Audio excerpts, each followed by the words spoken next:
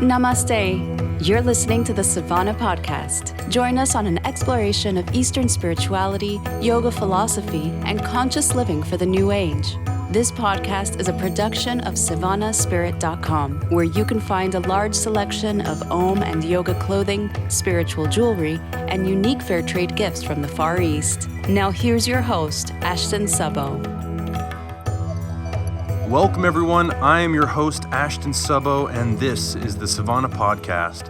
Today's episode is all about service. How do we serve? What does service do to us fundamentally? What does service really mean? And how does one live a life of service? We'll dive into the story of Ganesh's birth and talk about the importance of my favorite Hanuman. It's through these stories that we'll speak of service in both the simplest as well as the greatest forms, and how service can change our lives. Perhaps even something like living a life of service seems too obscure and non-specific. How does one actually do that? Live a life of service? It sounds like a great idea, but what does that look like next Tuesday? What does it look like when I have bills to pay? If you grew up in the United States, chances are you've been raised on a diet of self-determination, getting to the top by yourself, getting your piece of the pie before someone snags it before you. We're run very much on a scarcity model. There is a limited amount of resources out there, of stuff, so you have to hustle to get it. It matters less who you step over on your way up to the top because the happiness you seek is up there, and that's what you're trying to get. Get the goods. Get the money, the cars, the houses, the beautiful partner, the job, and you'll be happy. Your happiness, so the system says, will come once you've acquired enough stuff to make you happy. In the US, we're fed this from a very early age. You've got to get good grades in school so you can get into a good college. Get good grades there so you can get a good job. The good job means you'll make good money, and with good money, you'll have magically arrived and you'll be happy. Oh, and no, don't follow your artistic passions, by the way. They won't make any money. If your passion doesn't make a lot of money, well, then you won't be happy, so you can't do that. Do the things that make you money. Is it any wonder that Americans are so unhappy, so stressed and filled with feelings of inadequacy? When a principal life idea of our culture keeps us endlessly chasing after carrots, keeps us caught up in acquiring more and more for ourselves rather than supporting others. Look at people at the top, the people with money and power. Are they any happier than you? Maybe, maybe not. Probably not. Any of the extremely wealthy people I've ever known have had just as many problems, if not more, than the rest of us.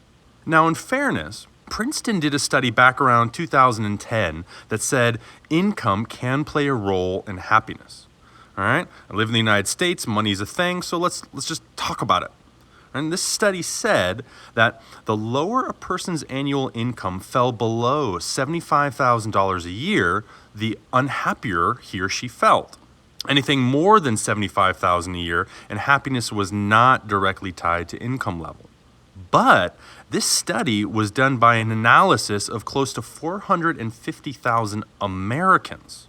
Having personally spent significant time outside of the US, living in countries with a much lower standard of living, people living without electricity or sometimes running water, people without access to the newest iPhones or cool, trendy thingamabob, and even in some of the toughest situations, I usually found people a lot happier than those I'd met walking around affluent areas of the United States.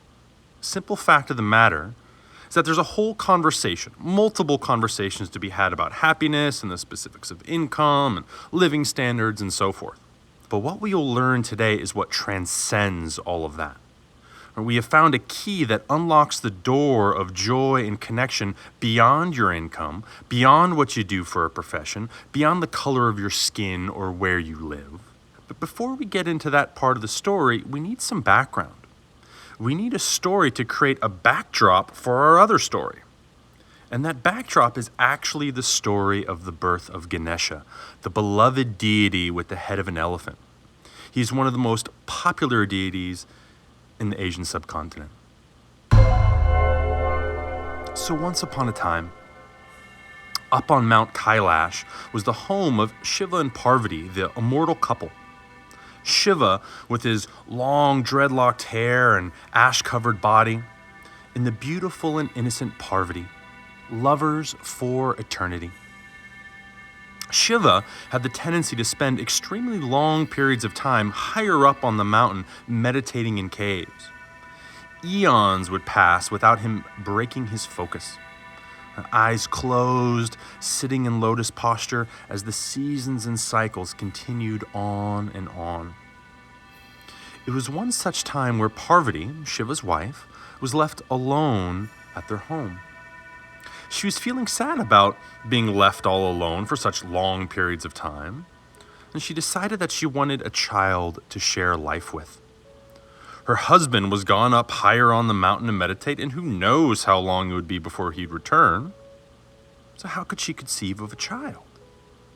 Well, as Shiva represents supreme consciousness, which underlies everything, she already had Shiva within her.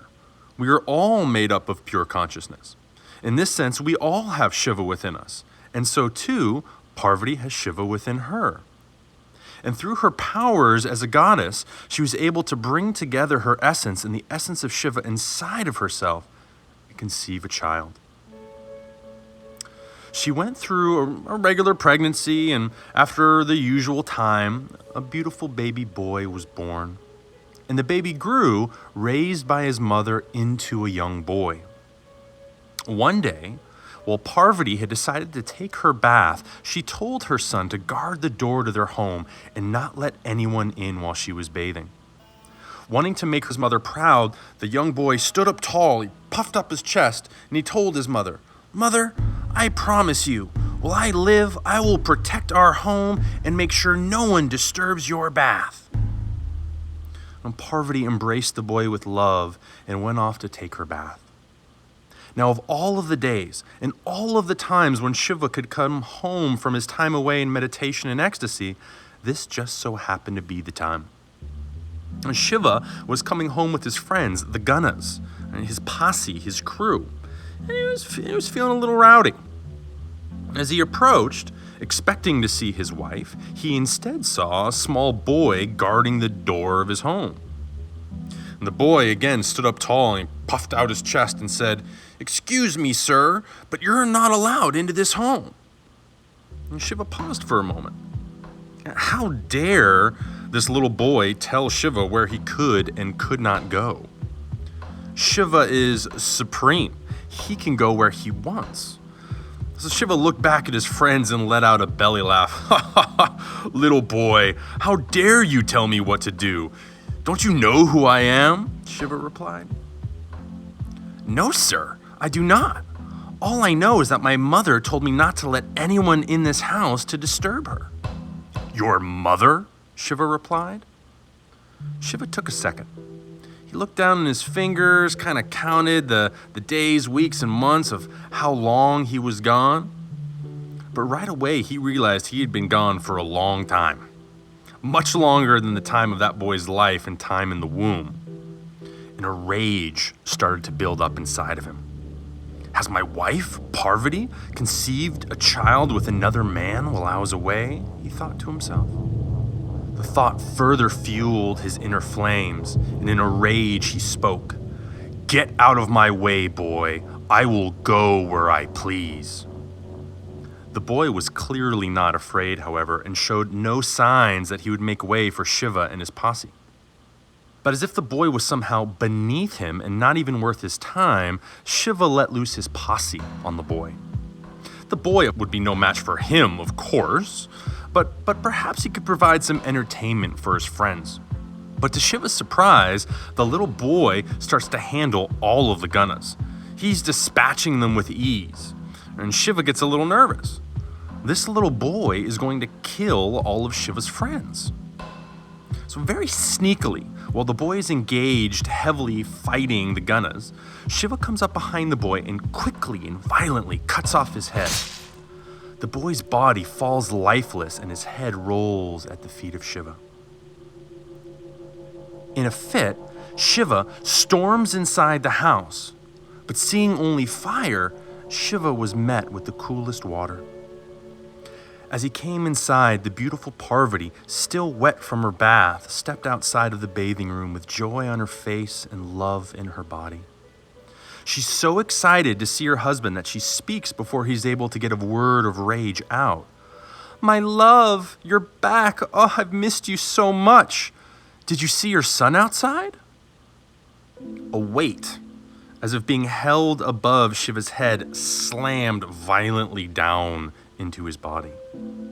His face dropped in horror as the rage instantly formed into confusion. As far as his rage had taken him away from himself and what was going on, he was instantly brought back to the moment with the simple love that Parvati held before him. But the moment made no sense to him. "My son? What do you mean, my son?" Shiva replied, utterly confused. "Your son. He was outside watching the door for me while I took my bath," Parvati replied very matter-of-factly. The dots started to connect, but Shiva was still confused.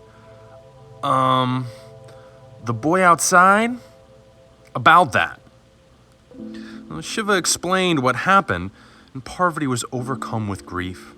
How could this happen? How could Shiva, the all-knowing, the all-powerful, not even recognize his own son? "You better fix this," she said. And so Shiva is left scrambling, trying to figure out how to make the situation right again. All the other gods come to his aid. Vishnu and Brahma are there. Everyone came to help him find a solution. And eventually, after some back and forth, they conceive a plan. And they're going to take the head of the nearest animal and the life it contained and place it on the boy's body, bringing him back to life. So they all go out searching every which way, and the first animal they come across is an elephant.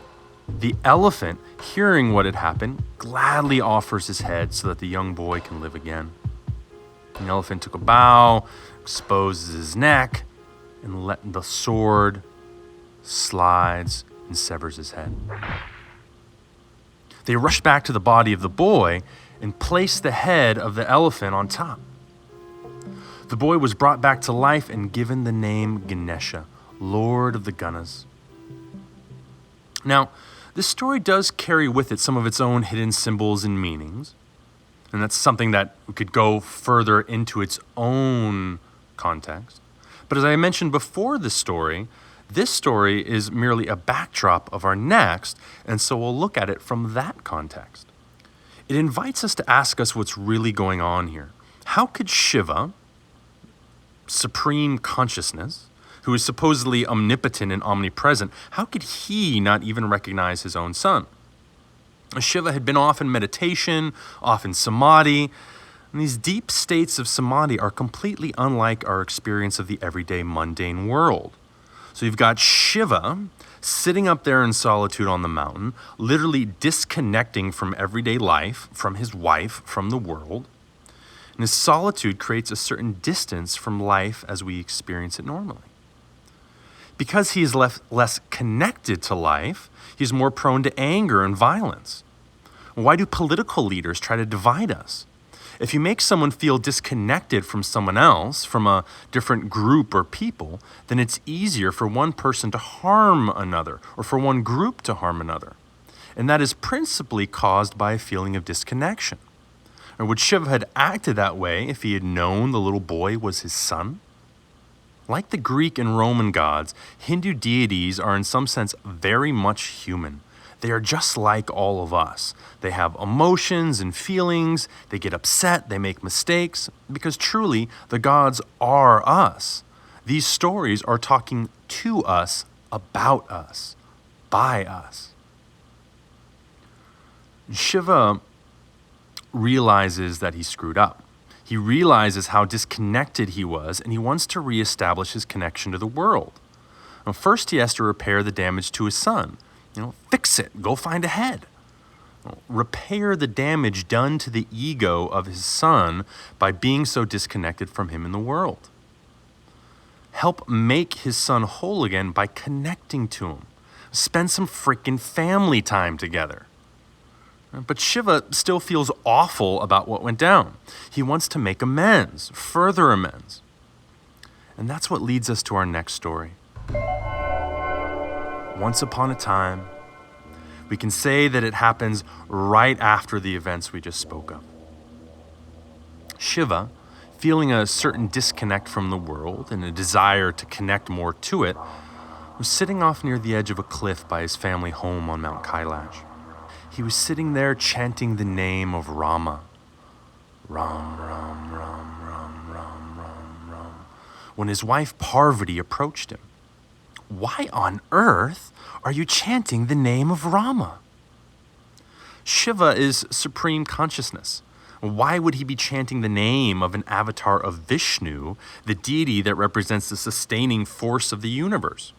You see, Vishnu had recently incarnated into the world as Rama, as a force of dharma and justice, to defeat the evil demon Ravana.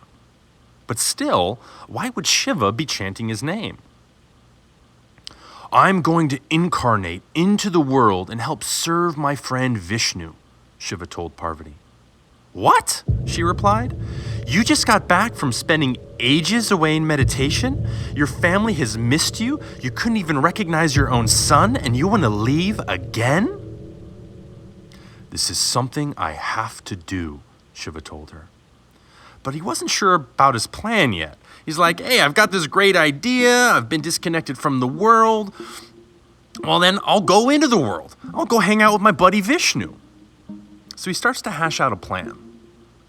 I don't want to go as a human. Two gods incarnate in the world.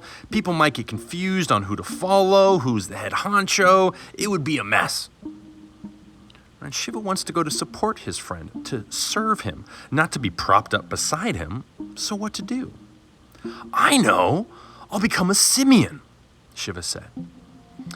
Simians are monkeys. They don't need clothes or a roof over their head. Their diet is simple. They're extremely independent. It'd be perfect. Okay, if you're going to go into the world, then I'm coming with you, Parvati told Shiva. Whoa, slow down, he said. I got to be a bachelor, babe. I can't have a wife and a family to take care of. I want to devote my whole embodied existence to serving Rama. I can't do that if I have other responsibilities, he told her, trying to wiggle away from her idea. Well, if you don't want me coming as your wife, then I will come as your tail, she said. And Shiva was a little reluctant, but he eventually agrees. This is an important piece to touch on before we continue. Now, the common model of the chakras that we see in yoga, the chakras that reside inside the body along the spine, Kundalini, the goddess, Shakti, right, these are all forms of Parvati, resides at the base of the spine. And it's her that moves up the spine, piercing the chakras. But this is an inner experience. Shiva, on the mountaintop before, drifting off into his inner worlds, the worlds of the chakras inside his body and beyond. But what do we have represented here? We have the goddess, Kundalini Shakti, inside the tail, effectively outside the body. Because what can a tail do that a spine can't? It can hang from things, it can wrap, it can reach, it can grab. It's functional in the world. Shakti inside the body is an energetic experience that occurs in the inner worlds. But Shakti in the tail represents that energetic experience manifesting as utility in the everyday world, putting that energy of Kundalini, the energy of the chakras, to functional use. This is the path of yoga that brings us into the world. Shiva, torn with guilt about not recognizing his own son, about feeling disconnected from the world, decides to reincarnate into the world as a monkey, with Shakti as his tail, in order to serve Rama. Rama, an incarnation of Vishnu, who represents the force that supports and sustains the world, the universe. So, supreme consciousness, coming into the world to serve that which supports all of life. We, of course, like all of these stories, are all of the characters. Shiva is us. We manifest into this world so we can connect and serve. Now, jumping across the story of Hanuman like we've done before, what is the whole of his story speaking to? Prince Rama has a wife, Sita, who's been abducted by the demon Ravana. Now, in one view, Sita, the individual soul, is separated from Rama, the divine soul, the Godhead, because she's been abducted by Ravana. And Ravana is the ego. Individual soul, divine self, separated by the ego. And we get caught up thinking we are this or that. When we are this or that, we also then want this or that, or not that or this. And we feel separate from those things. Right? That's the ego. Hanuman comes into the story to assist Rama in his quest to be reunited with Sita. Hanuman, who came into existence purely to serve Rama, right, to serve Dharma and that which supports all of life, acts as an agent of reuniting the individual soul and the divine self by helping to overcome the ego, Ravana. From the Vaishnava perspective, from the perspective of those who worship and follow the god Vishnu, the relationship with Rama and Hanuman is very much a subservient one. You've got this big Godhead over here. He's all powerful, all perfect, all amazing. And you've got this lowly servant over here. All we could ever ask is to be like the servant because we can never be as great as the Godhead. Now, you can find similarities here with the Christian God and faith, which says we can never be God. We can only have a relationship to God. And the model for that relationship here in this story is one of service. A service to the big important Godhead, which you are not, but are only relating to. But the Shaivites, the one who see Shiva as the supreme, and the Tantrikas, they understand the story from a different perspective. The supreme, the absolute, i.e. you, have incarnated into the world to serve. That service acts as a vehicle of connecting to the world, and through that connection, reconciling the apparent separation that the individual soul feels from the divine self. But you are that. Even in service, you are already the Godhead. You're not relating to the divine. You are the divine already. Your service is a conscious choice to connect deeper into life. You feel disconnected, separate? Serve. Your service will act to annihilate the ego and allow you to feel reunited with the Supreme. But this takes us to something we touched on in the beginning of the podcast. That all sounds great. I mean, yeah, man, serve. But does that mean we all have to become Gandhi or Mother Teresa? No, maybe it is our dharma to do something as grand as that. But service can also look very much like everyday life. What is service at its core? It's love. It's a willingness to put someone else's needs in front of your own. It's precisely that willingness that annihilates the ego. It's a willingness to put something other in front of the ego in the chain of priorities. Now, holy crap! How do we do that all the time? Well, don't worry. Even Hanuman doesn't do it all the time. Even Shiva, the supreme Godhead, sometimes stumbles and loses track. It's okay. We're not looking for some idealized, dogmatic idea of perfect. We're looking to be real. If you're a parent, you know all about service. You know all about the joys of putting someone else's needs in front of your own. And you know all about stumbling and falling. We all make mistakes as parents all the time. If you've ever been in love, in a romantic relationship, chances are you've also known about service, about putting someone's needs or even the idea of love ahead of your ego's wants and desires. So the question that is most interesting, much more interesting and real than, well, how do I model each and every moment of my life to be more like Mother Teresa? To constantly be giving everything of myself and have no ego whatsoever. The question, I think, that is more interesting is actually how in the little moments, little interactions with the world, how can I serve in those moments more? Not how do I make myself perfect? How do I love all the time and forget my ego?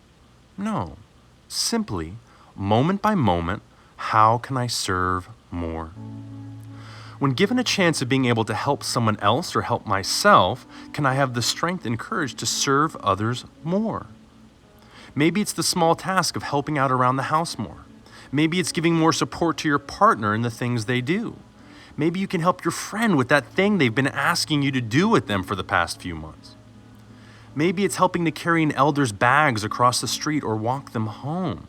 There are an infinite number of day-to-day tasks that we can all do to be more in service of something larger than our egos, larger than our small self. And even those small tasks, those little things that like, hey, we're not curing cancer over here, we're just taking out the trash, cleaning up the house, whatever.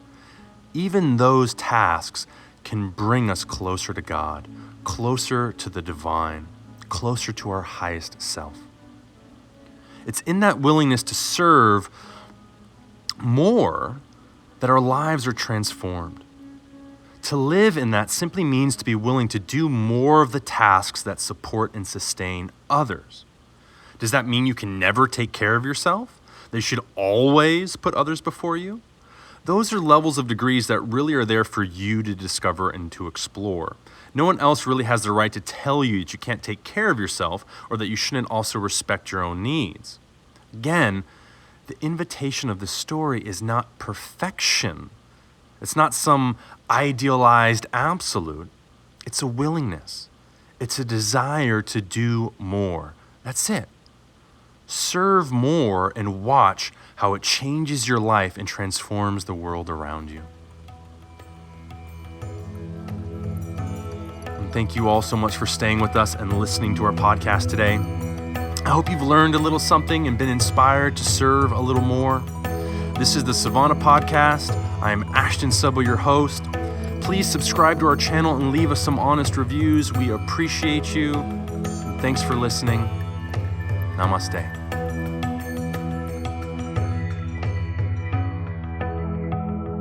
Hey everybody, thanks for listening to the show today. Please go over to iTunes, write a review, let us know what you think. It helps us in creating new content for all of you. It also helps new listeners get a sense of what to expect from the show. We really appreciate your feedback. Thanks again for listening. Namaste. You've been listening to the Savannah Podcast. To find out more about Savannah, go to savannahspirit.com or follow Savannah on Facebook at facebook.com/Savannah Spirit. For daily inspiration, check out our blog at savannaeast.com. Be sure to join us next week for a new episode, and thank you for listening to the Savannah Podcast.